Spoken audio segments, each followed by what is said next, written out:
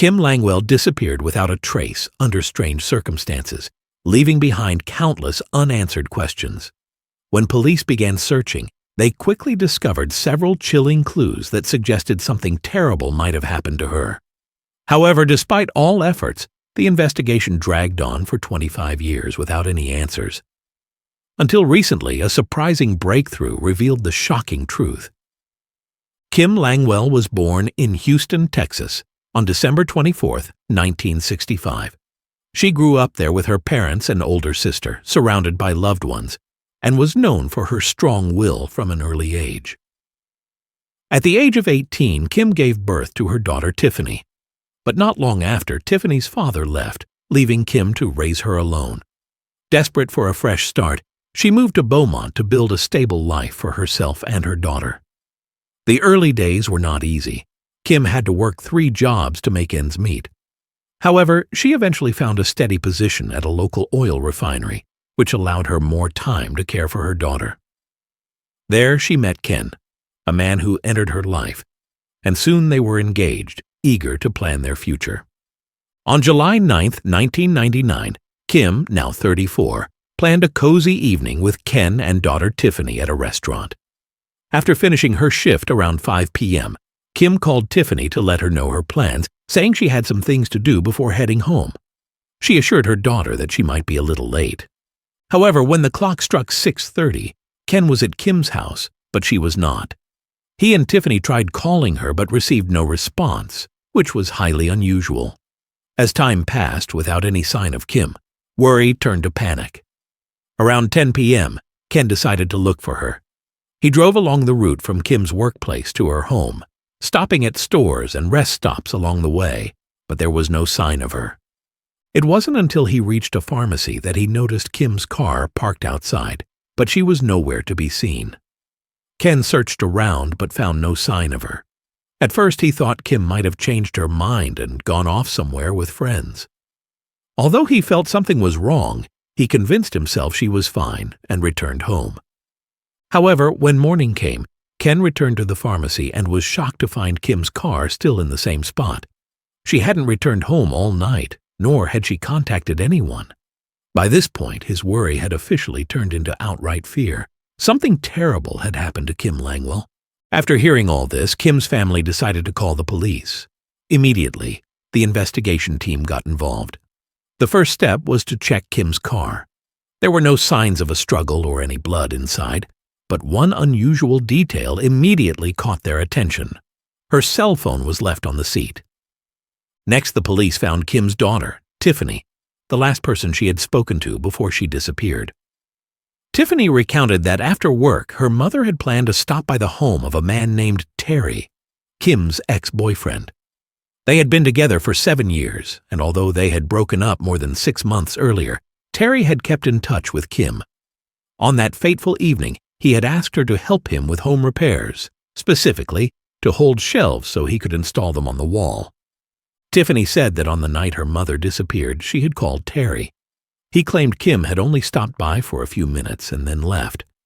However, as the police expanded their investigation and talked to Kim's friends, they discovered a disturbing truth. The relationship between Kim and Terry was not as good as it seemed. At first, Kim's friends thought Terry was a lovely man, but over time, his true nature gradually revealed itself. Terry became increasingly controlling and domineering. He constantly called, asked where Kim was and who she was with, and demanded that she do as he pleased. Arguments broke out over trivial matters, and gradually Kim realized that she could not take it anymore. The decision to break up with Terry was not easy. He tried every way to hold on, sometimes begging, promising to change, and other times threatening if Kim dared to leave. However, in the end, Kim still decided to leave. Terry did not take any immediate violent action, but he maintained contact, not letting her completely escape his control.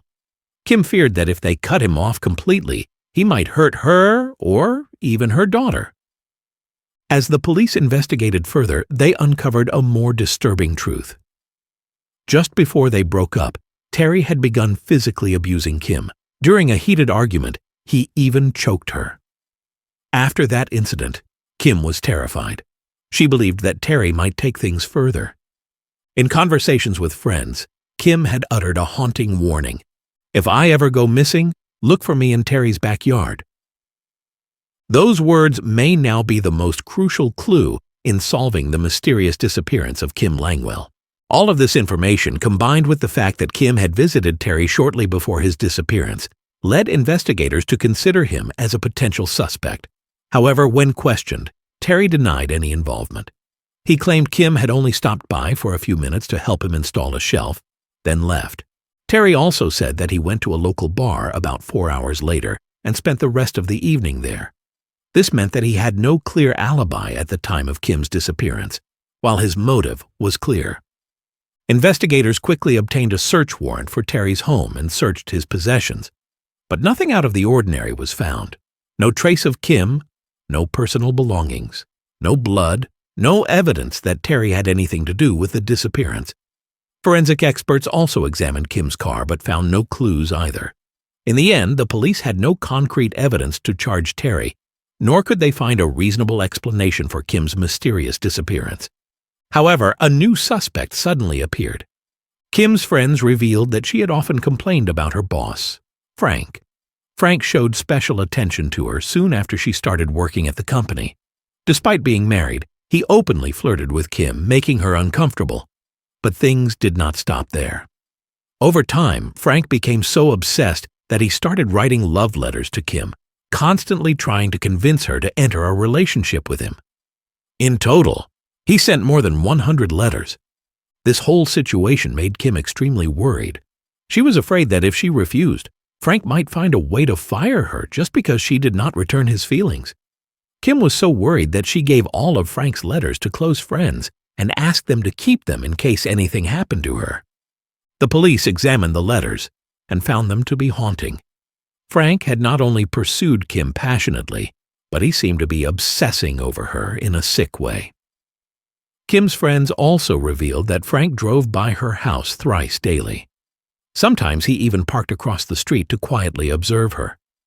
What made the situation even stranger was that Kim's current boyfriend, Ken, also worked for the same company, but that didn't bother Frank at all. As this information began to emerge, investigators began to consider Frank as a potential suspect seriously. Kim had disappeared shortly after leaving the company, and Frank had every reason to do something to her. First, Frank's obsession with Kim may have escalated to the point where he decided to kidnap her. Second, Frank may have feared that Kim would report his harassment to the company's board of directors or his wife. Either scenario could get Frank into serious trouble, and that's a perfectly reasonable reason for him to want to silence Kim forever. The police decided to question Frank, but when confronted by investigators, he denied everything. Frank claimed he had never had any unique feelings for Kim and called it a passing infatuation. He even rejected writing any letters to Kim, even though the police had over 100 letters in his handwriting. Frank's denials only added to the detective's suspicions. Even more telling, Frank claimed that he had an alibi for the night of Kim's disappearance. But instead of clearing him of suspicion, the statement only raised more questions. Frank provided a store receipt showing he was there at 6:56 p.m. However, this did not wholly eliminate suspicion, as he would have had enough time to abduct Kim before that time. That evening, Frank hosted a poker game with some friends, and they confirmed that he was present during the entire game. However, there was a gap of over an hour between the time Kim left work and the time Frank's alibi came into effect. No one knew exactly where he was or what he was doing then. Despite further investigation by the police, they could not find any evidence linking Frank to Kim's disappearance, forcing them to turn their attention to other leads. They began to retrieve surveillance footage along Kim's route from work to Terry's house and then to the parking lot where her car was found, but all to no avail. Kim's phone records also showed nothing of note, with the last call being to her daughter Tiffany, after which there was no further activity. When no progress was made, the police expanded the search, combing the city and suburbs, mobilizing hundreds of volunteers, and creating a public appeal in the hope that some witnesses would come forward with information. But despite all the efforts, there was no trace of Kim. As the investigation hit a dead end, Terry's strange behavior began to attract attention. Just days after Kim's disappearance, her sister decided to confront Terry directly, as both she and the family suspected he was involved. But instead of showing concern, Terry publicly mocked their grief, cold and indifferent, as if Kim's disappearance had nothing to do with him. This insensitivity made Kim's family even more suspicious. Then a crucial clue came from one of Terry's employees. The man claimed that on the day Kim went missing, he stopped by Terry's office at around 5:50 p.m., and that Kim's car was parked outside. This directly conflicted with Terry's claim that Kim only stopped by for a few minutes and then left. If Kim had left the office at 5:15 p.m., why was her car still there nearly 40 minutes later? Tensions were further heightened when the police received another tip. Multiple witnesses reported seeing a trailer owned by Terry near the parking lot where Kim's car was found. According to them, the trailer was there around 6:45 p.m., just before Kim went missing. This directly conflicted with Terry's claim that he had been home all evening. The police now had several suspicious details but still lacked concrete evidence to link Terry to the disappearance. However, one thing was sure: he was hiding something. And with suspicions growing, investigators decided to dig deeper because the truth is still buried in the dark. The case dragged on for years without any breakthroughs.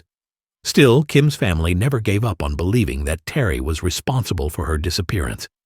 As time passed, they understood that the hope of finding Kim alive was almost gone. Her sister even reported Terry's strange behavior to the police. Once he called Kim's family and announced that he planned to take a lie detector test to prove his innocence. But what was most suspicious was that he added, "I might fail." But that wasn't the only thing that worried Kim's family. Terry would occasionally call them, asking if they had heard from Kim, as if she had gone away for a while rather than mysteriously disappearing. If that weren't creepy enough, over the years, the Kim family would receive anonymous phone calls. And when they picked up, there was silence on the other end. The family believed Terry was behind the calls, but again, the police had no evidence to charge him. 3 years later, another strange incident involving Terry raised suspicions. One day, he ran into Tiffany on the street and asked her if she had heard from her mother. Kim's sister was there, and she immediately stepped in and asked Terry to leave. They immediately contacted the police, but the answer was the same. Without solid evidence, they couldn't charge Terry. From then on, the case was almost entirely dead. 8 years later, investigators decided to reopen the case, reviewing all the evidence from scratch to find a new lead. But no matter how deep they dug, they couldn't come to any conclusions.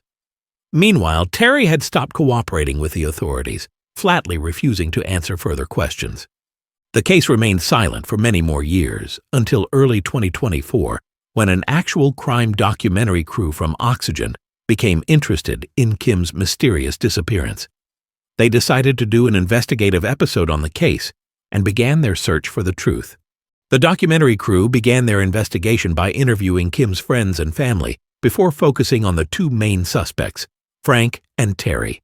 Frank, despite agreeing to answer all questions, continued to exhibit strange behavior even 25 years after Kim's disappearance. Despite overwhelming evidence, he continued to deny ever pursuing Kim or writing any love letters to her. Frank again insisted that he had nothing to do with Kim's disappearance. When the investigation failed to progress with Frank, the crew decided to turn their attention to Terry. But unlike Frank, Terry flatly refused to talk to them. However, the crew did not give up easily. They decided to confront Terry directly. When they arrived at Terry's house, he saw them through the window and immediately ran out the back, apparently trying to escape in his car. But that didn't work. The camera crew blocked the path, forcing Terry to confront them. Cornered, Terry insisted that he hadn't seen them and hadn't tried to run away despite his actions. He continued to insist that he had no reason to hurt Kim and that he didn't mind her leaving him. However, Terry's account contradicted what Kim's friends and family had told the police. They had told police that Kim had repeatedly complained about Terry's threats and controlling behavior. She feared that if they cut off contact completely, Terry might harm her or Tiffany. Things got even stranger when Terry began contradicting his own story. Initially, he told police Kim had stopped by to help him put up the shelves. He claimed she had only come to pick up the remaining items at his house. This discrepancy immediately caught the attention of investigators, who decided to reopen the case officially. As the documentary aired, the pressure from the public and investigators reached a fever pitch. Finally, prosecutors decided to make a bold move.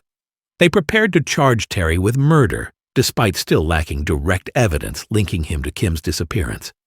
At this point, there was little doubt that Terry was involved. Investigators hoped that new evidence would emerge at trial, or at least the jury would find Terry's behavior suspicious enough to convict him.